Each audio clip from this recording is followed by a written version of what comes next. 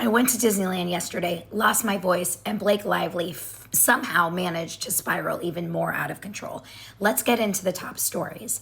Today, just now, Daily Mail releases a new exclusive saying, revealed, Blake Lively has been like nonstop reaching out to Taylor Swift, constantly groveling texts, voicemails, and emails. And Taylor Swift is ghosting Blake. And as they say in the Karen retrial, she is giving her the ghost, which is my favorite thing that came out of the Karen retrial. That's what they say in Boston, I guess, when you don't respond. You give the ghost. As I would do the same if I were Taylor Swift. But the important thing here is that these things don't come in a vacuum. Taylor Swift has been leaking her press. Not leaking, but her press has been slowly leaking to all of these outlets. And Daily Mail has been picking up everything she's been putting down. I don't know if it's Tree Payne. I don't know who on her team is leaking this, but everything that they've been saying has been correct. And they're saying that in the last few weeks, Blake Lively is non-stop reaching out, begging for her forgiveness since this all went down. And Taylor's like, I'm sorry, I can't come to the phone right now. I am busy. I am hanging out with Selena. I'm hanging out with, who else was she hanging out?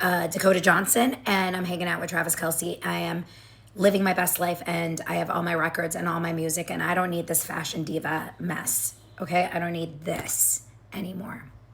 Taylor would be insane to go back to Blake, at least now. I mean, maybe way later when Blake finally admits that she completely started a war that she can't, finish here with Justin Baldoni. Speaking of, that's the whole other drama. So in this last couple weeks or couple days, Blake Lively has chosen to withdraw her claims of emotional and mental health damages simply because she doesn't want to release her therapy records. Because what could they say? Either A, she didn't go to therapy because she didn't actually have any mental health challenges, or B, she went and they weren't nearly as bad, or maybe she said something like, oh my gosh, what if I cheat on my husband? I'm so in love with this man, or everything's fine.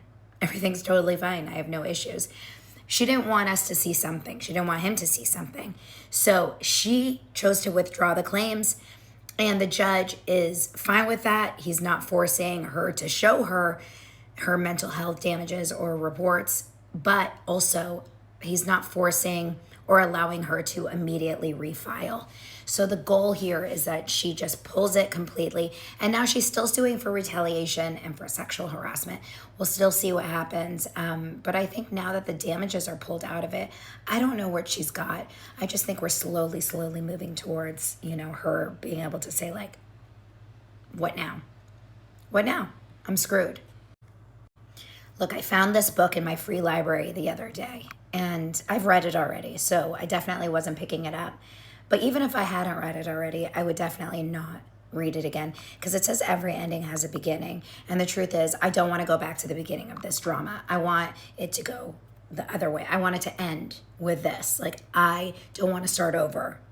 I think it should say every beginning has an ending, and this is the end. The end is Blake Lively says, I'm sorry, I'm out, I messed up, I'm done, I'm embarrassed for what I did here, and please forgive me, Justin Baldoni. And also, here's $400 million just because I effed up so badly.